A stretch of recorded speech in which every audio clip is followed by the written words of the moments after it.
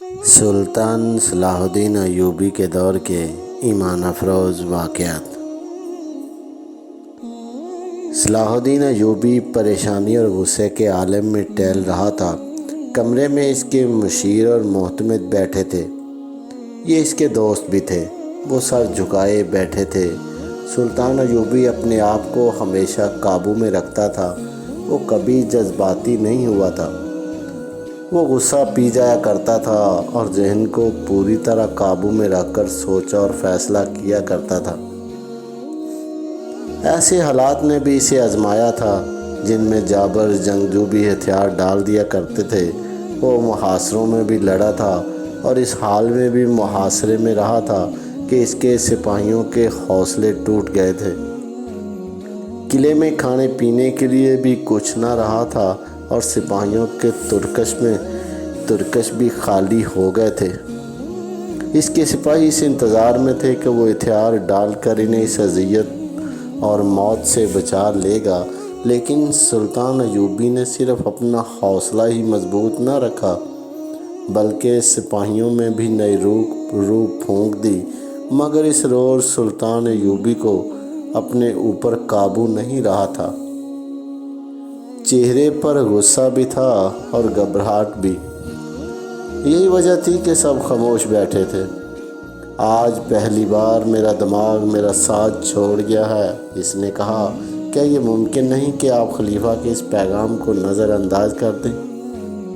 اس کے نائب سالار الناصر نے کہا۔ میں اسی کوشش میں مصروف ہوں، سلطان ایوبی نے کہا، لیکن الزام کی نوعیت دیکھو جو مجھ پر عائد کیا گیا ہے۔ میں نے اس کے حرم کی ایک لڑکی اغوا کروائی ہے۔ استغفر اللہ، اللہ مجھے معاف کرے۔ اس نے میری توہین میں کوئی کسر نہیں چھوڑی۔ پیغام بالکل دھمکی کاست کی زبانی بھیجی ہے اور مجھے بلا لیتا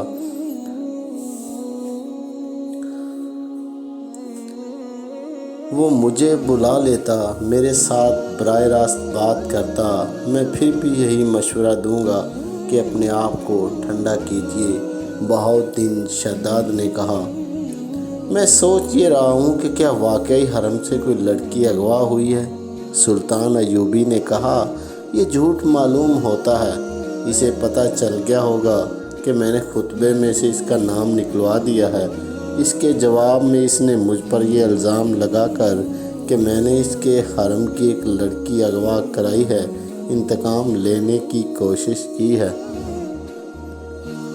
سلطان ایوبی نے عیسیٰ الحقاری فقیہ سے کہا، ایک حکم نامہ مصر کی تمام مسجدوں کے نام جاری کر دو کہ آئندہ کسی مسجد میں خطبے میں خلیفہ کا ذکر نہیں کیا جائے گا۔ آپ اس کے ہاں چلے جائیں اور اسے بات کریں، الناصر نے کہا۔ اسے صاف الفاظ میں بتا دیں کہ خلیفہ قوم کی عزت کا نشان ہوتا ہے، لیکن اس کا حکم نہیں چل سکتا، خصوصاً اس صورت میں جب حالات جنگی ہیں اور دشمن کا خطرہ باہر سے بھی ہے اور اندر سے بھی موجود ہے۔ میں تو یہاں تک مشورہ دوں گا کہ اس کے محافظ دستے کی نفری کم کر دیں، سوڈانی حبشیوں کی جگہ مصری دستہ رکھیں اور اس کے مہر کے اخراجات کم کر دیں۔ میں اس کے نتائج سے آگاہ ہوں، ہمیں مقابلہ کرنا ہی پڑے گا، ہمیں اللہ پر بھروسہ رکھنا چاہیے۔ میں نے ہمیشہ اپنے رب پر بھروسہ کیا ہے، صلاح الدین ایوبی نے کہا۔ خدائے ذوالجلال مجھے اس ذلت سے بھی بچا لے گا۔ دربان اندر آیا۔ سب نے اس کی طرف دیکھا۔ اس نے کہا، صحرا کے گشتی دستے کا کماندار اپنے 3 سپاہیوں کے ساتھ آیا ہے، وہ سوڈانیوں کی لاشیں لائے ہیں۔ سب نے دربان کی مداخلت کو اچھی نظر سے نہ دیکھا۔ اس وقت سلطان ایوبی بڑے ہی اہم اور خفیہ اجلاس میں مصروف تھا، لیکن سلطان نے دربان سے کہا، انہیں اندر بھیج دو۔ سلطان ایوبی نے اپنے دربان سے کہہ رکھا تھا کہ جب بھی اسے کوئی ملنے آئے وہ اسے اطلاع دے اور اگر رات اسے جگانے کی ضرورت محسوس ہو تو فوراً جگا لے۔ سلطان کوئی بات اور کوئی ملاقات التوا میں نہیں ڈالا کرتا تھا۔ عہدیدار اندر آیا۔ اس کا چہرہ گرد سے اٹا ہوا اور تھکا تھکا نظر آتا تھا۔ سلطان ایوبی نے اسے بٹھایا اور دربان سے کہا کہ اس کے لیے پینے کے لیے کچھ لے آؤ۔ عہدیدار نے سلطان کو بتایا کہ اس کے گشتی سنتریوں نے 4 سوڈانی حبشیوں سے ایک مغویہ لڑکی کو چھڑانے کی کوشش میں 2 کو تیروں سے مار ڈالا ہے اور وہ لڑکی کو اٹھا کر بھاگ گئے ہیں۔ عہدیدار نے بتایا کہ سنتریوں کے بیان کے مطابق لڑکی خانہ بدوش یا کسی عام گھرانے کی نہیں تھی، وہ بہت ہی امیر لگتی تھی۔ اس نے کہا تھا کہ وہ خلیفہ کی ملکیت ہے۔ معلوم ہوتا ہے سلطان ایوبی نے کہا، خدائے ذوالجلال میری مدد کو آ گیا ہے۔ وہ باہر نکل گئے۔ کمرے میں بیٹھے ہوئے سب حاکم اس کے پیچھے چلے گئے۔ باہر زمین پر 2 لاشیں پڑی تھیں۔ ایک لاش پیٹ کے بل تھی، اس کی پیٹھ میں تیر اترا ہوا تھا۔ دوسری لاش کی گردن میں تیر پیوست تھا۔ پاس 3 سپاہی کھڑے تھے۔ انہوں نے امیر مصر کو، جو ان کا سالار اعلیٰ بھی تھا، شاید پہلی بار دیکھا تھا۔ وہ فوجی انداز سے سلام کر کے پرے ہٹ گیا۔ سلطان ایوبی نے ان کے سلام کا صرف جواب ہی نہیں دیا بلکہ ان سے ہاتھ ملایا اور کہا، یہ شکار کہاں سے مار لائے ہو مومنو؟ اس سنتری نے جس نے چٹان سے تیر چلا کر 2 آدمیوں کو مارا تھا، سلطان ایوبی کو سارا واقعہ پوری تفصیل سے سنا دیا۔ کیا یہ ممکن ہو سکتا ہے کہ وہ لڑکی خلیفہ کی ہی داشتہ ہو؟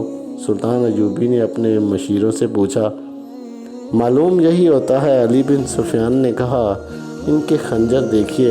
اس نے 2 خنجر سلطان ایوبی کو دکھائے۔ جس وقت سپاہی واقعہ سنا رہا تھا، علی بن سفیان لاشوں کی تلاشی لے رہا تھا۔ انہوں نے سوڈان کا قبائلی لباس پہن رکھا تھا۔ کپڑوں کے اندر ان کے کمر بند تھے، جن کے ساتھ ایک خنجر تھا۔ یہ خلیفہ کے حفاظتی دستے کے خاص ساخت کے خنجر تھے۔ ان کے دستوں پر قصر خلافت کی مہر لگی ہوئی تھی۔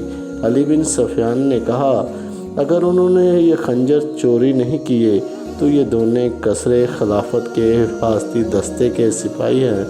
یہ کہا جا سکتا ہے کہ لڑکی وہی ہے جو خلیفہ کے حرم سے اغوا ہوئی ہے اور اغوا کرنے والے خلیفہ کے محافظوں میں سے ہیں۔ لاشیں اٹھاؤ اور خلیفہ کے پاس لے چلو، سلطان ایوبی نے کہا۔ پہلے یقین کر لیا جائے کہ یہ واقعی خلیفہ کے محافظوں میں سے ہیں، علی بن سفیان نے کہا اور وہاں سے چلا گیا۔ زیادہ وقت نہیں گزرا تھا کہ علی بن سفیان کے ساتھ قصر خلافت کا ایک کماندار آ گیا۔ اسے دونوں لاشیں دکھائی گئیں۔ اس نے فوراً پہچان لیا اور کہا، یہ دونوں محافظ دستے کے سپاہی ہیں۔ گزشتہ 3 روز سے چھٹی پر تھے۔ ان کی چھٹی 7 دن رہتی تھی۔ کوئی اور سپاہی بھی چھٹی پر ہے؟ سلطان ایوبی نے پوچھا۔ 2 اور ہیں۔ کیا وہ ان کے ساتھ چھٹی پر گئے؟ اکٹھے گئے تھے، کماندار نے جواب دیا اور ایک ایسا انکشاف کیا جس نے سب کو چونکا دیا۔ اس نے کہا، یہ سوڈان کے ایسے قبیلے سے تعلق رکھتے ہیں جو خون خواری میں مشہور ہیں۔ ان میں فرعونوں کے وقت کی کچھ رسمیں چلی آ رہی ہیں۔ یہ قبیلہ ہر 3 سال بعد ایک جشن مناتا ہے۔ یہ ایک میلہ ہوتا ہے جو 3 دن اور 3 راتیں رہتا ہے۔ دن ایسے مقرر کرتے ہیں کہ چوتھی رات چاند پورا ہوتا ہے۔ میلے میں وہ لوگ بھی جاتے ہیں جن کا اس قبیلے کے ساتھ کوئی تعلق نہیں ہوتا۔ وہ صرف عیاشی کے لیے جاتے ہیں۔ میلے میں لڑکیوں کی خرید و فروخت کے لیے باقاعدہ منڈی لگتی ہے۔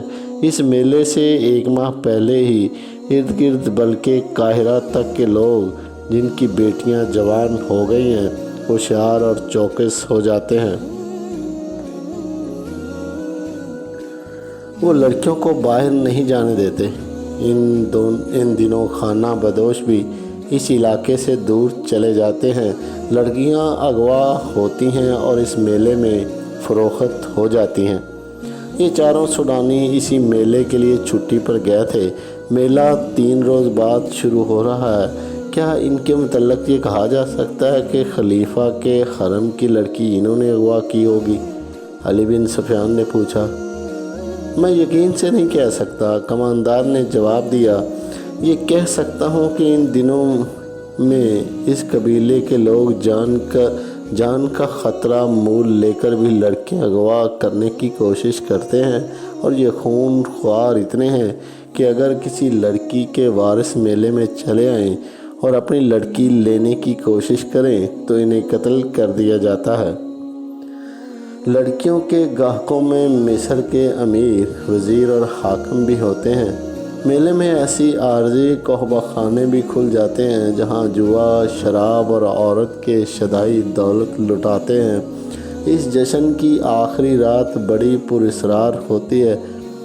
کسی خفیہ جگہ ایک نوجوان اور غیر معمولی طور پر حسین لڑکی کو قربان کیا جاتا ہے۔